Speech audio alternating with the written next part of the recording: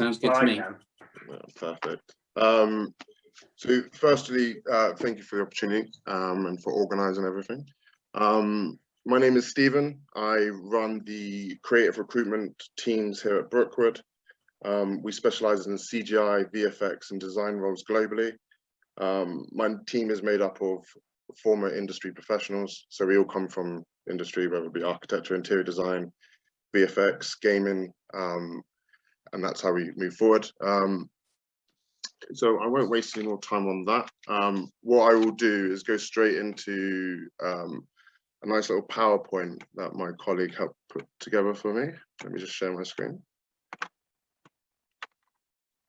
Okay, I say nice, I meant basic, but it'll do. So first of all, I'll start off with, we're going to go through some general CV tips. I see a lot of people obviously come straight out of the university and they have a CV and portfolio that's geared very much for university, but it doesn't really work or translate very well into getting your first job. And you also have people that have been a professional for years now, but never actually applied for a job using a CV, recruiter, HR, or anything like that. So there's a few tips that generally you won't find just on a Google search, because there's 1,000,001 articles that talk about CV tips and tricks. But I'll just talk about like 5 things that keep coming up, and it's probably worth mentioning. So we'll start off with these ones. So generally, CVs get sent to me in all sorts of variations. The worst one is when they come to me as a JPEG. This makes things really difficult for not just us as recruiters, but HR professionals and anyone else that's involved in the process of offering you that job. It doesn't just go straight to someone who is head of CGI that knows all about visuals and everything else like that. It's likely to go through recruiters. Not all recruiters come from industry. So make sure that you've got keyword search is able to be found. You know, if I can't control F on your CV, then it won't be picked up on the technology we use to pull the information from the CVs. And it could be a case that I'm just looking for someone with 3ds Max, Unreal Engine, architecture or whatever, and I just want to see what CVs pop up with those keyword searches. So if you flatten your CV or do anything weird with it, you're going to be missing out on opportunities because of that. So always creating a Word, make it as a PDF, as long as you can highlight over the writing, it should be fine. Second one is software. Pet peeve of mine, don't put logos instead of like the actual name of the software you use. It's great for like 3 or 4 softwares that everyone knows the logo for, but for majority of them, it's just not helpful at all. Also, stars and level system. I don't like when people put like 90% good on 3ds Max and 70% on Photoshop or 4 out of 5 stars. Just put the software that you can use at a professional level and leave it at that. And you've got more space on your CV to put more relevant stuff. The third point would be concise. 1 to 2 pages is enough. Even if you've worked in the industry for 30 years, you don't need 5-6 pages talking about all the responsibilities you had for a role 15, 20 years ago. Talk about the stuff that you've done most recently in a lot of detail, and also make sure it's in reverse chronological order. So don't put your first ever job at the top of a CV and then work way down. I see that quite a lot.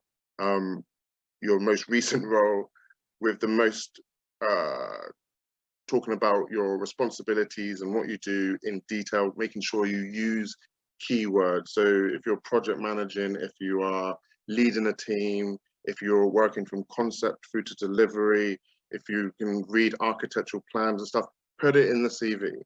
But miss out things like don't include references on your CV. Don't put a photo of yourself or a date of birth. References is because we don't want people just harassing your references. A photo and date of birth is because people not judge you. What's the word for it? But essentially, like, you don't want anyone to have any reason to judge you other than your work. So keep the photo off, keep the date of birth, doesn't matter how old you are, and keep the references off there. And make sure that the hierarchy information is there. So you have like you know, your softwares, your expert skill sets clear and at the top of your CV. So the first thing that the HR person or recruiter or even the hiring manager is going to see is the most important information, and then it works its way down there. So at the bottom, you've got, you know, your interest in cycling or whatever else. And the top stuff is your top experience, your top software, and your top skill sets. If you're someone that's just come straight out of university, you don't need to fill your CV up with just stuff. You don't just need to include words because there's nothing there. Leave it blank. Realistically, your skills in terms of your portfolio and how you work now be more interesting. So just put a little bit more effort into that, and go out of your way to do personal work. So that's, I imagine I'll just take questions at the end of it. Portfolios would be the next part. So couple of things: don't send a Google Drive or WeTransfer. It means that I then have to download it onto my system and then etc. It's super long, and if you can imagine that it's going to go through 3 or 4 people before it ever gets to someone that's super interested. Your best bet is just to embed it onto, you know, Vimeo or YouTube, and then send me the link to that. That is the same for when you're forwarding it through to employers or going to HR. Just makes everyone's life a lot easier, and the easier you can do it at this stage, better you are going forward. Then it moves forward to showing your best work only. So you don't need a portfolio of 400 images or whatever. Like I've heard you have smashing portfolios that have 8 to 10 images. Like, you don't need to have every bit of work you've ever done. In fact, you're probably hurting yourself if you're showing some of the quicker work that you did, if you can also produce beautiful marketing images. Like, there's no point, or at least make it clear, this is a screenshot from a real-time animation. This was done in a quick turnaround in 3 days, or you know, this is the situation. It's not just, this is my best work. If you give me a week to work on this, and this is the quality it comes up with, which is basically what people are seeing when they're looking at the portfolios, unless it's going to a hiring manager that actually knows what they're looking at a lot of the time. So that's on the portfolios. Okay, nothing controversial on this one. Effects of Brexit on the industry. So when it was first announced that we were leaving the European Union, we saw an instant drop off of 40% applications from Europe to apply for jobs in the UK. Now that we're a couple of years down the line, the main problem is that most of the EU professionals that I'm speaking to feel like it's akin to trying to get a job in Australia or United States, and that they're going to have to jump through 1,000,001 hoops to get through it. I am not an immigration expert, but there are a few options in terms of, especially for 3D people, to move here. It actually, as far as I'm aware, you would be able to get a skilled worker visa as long as you paid over 25,500, which replaced the tier 2. There's a few bits and pieces that you need to do for that, and the company itself needs to register itself, but there should be no reason for people to stop applying for the roles. If you're good, we'll make it work. And that's the same for the UK artists heading to Europe as well. Like, just apply, we can make it work. It's not the end of the world. We can get you over to the job, or over here. Yeah, and so that's just talking about the shortage occupational list. 3D artists, graphic designers, real-time artists, VFX people, they all come under the shortage occupational list. So there's a code for each one of them. And so if you're having to apply from Europe, just make sure you've got that code from the person offering that job, and it should be quite quick. I think it takes 8 weeks to be approved as a UK employer that can take people from Europe if you're not already. And I'm not sure how long it takes for the visa application, but it's not months, it's weeks. Okay, So the effects of the pandemic, working from home. We obviously did a 2020 industry guide last year, which showed everything from salaries, day rates, working from home, COVID trends, all this sort of thing, software, and we've updated it again for this year. And I've really pushed out to get the 3D artist ones across the line. So we've got 250 responses so far. We need it to be around about 500 to 1,000 to be really accurate, especially because now we're global.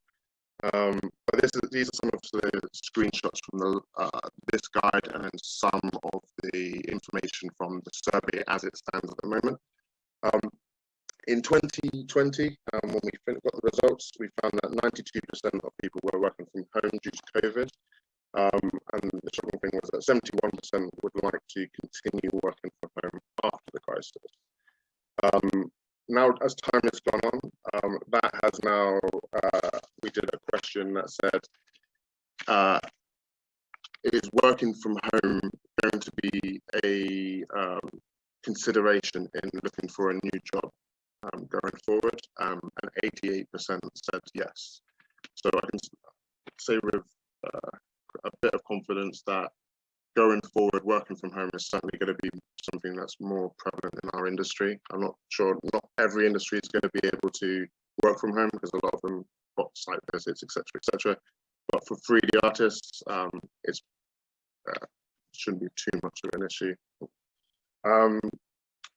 The issues with actually working from home, the family and home distractions was #1 across all of the industries work, so across graphic design, interior design, 3D, real-time, VFX.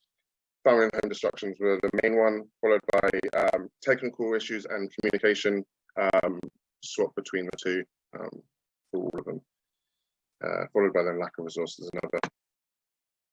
So this is from the guide that we're working on at the moment. So the survey link is on pretty much every social media. I can send it out as well if anyone's interested. But obviously, the more people we get filling this out, the more accurate the results will be.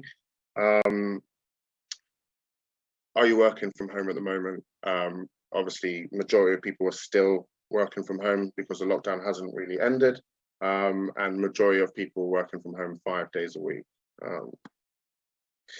This was a bit of a surprise for most of us. How has working from home affected your mental health and well-being? It's 49% positively. I will have 37% unchanged and only 17% negatively. So obviously this doesn't work for everyone, but there seems to be the fact that less commutes and being in a more comfortable position at home is actually positively affecting the mental health and well-being of the majority of 3D artists in the market, not everybody. So I imagine that's also going to be something that people have to consider in terms of, you know, you're employing people. How productive are you working at? Like, this is like people are judging themselves here. So I think it'd be a very different story if we asked their bosses, but people overall think that they are more productive. Productive is 49%, the same is 38%. Less productive, only 10% of people think they're less productive when working from home. For 3D artists, it's hard to tell. I think with speaking to a lot of clients, at the start, it was trouble. Now we've got used to it. There's a certain level of expectation amongst visualizers that we're all grown adults, do the job at home, and there's nowhere to hide because you've got a job to do. It needs to be finished. So there needs to be some sort of understanding that, you know, the adults that are doing a job, you know, you don't have to be over them watching everything they do to make sure that they do it. So that is pretty much everything from my end. I have 1,000,001 notes, so if you've got any questions, I'm sure I have the answer to some of them.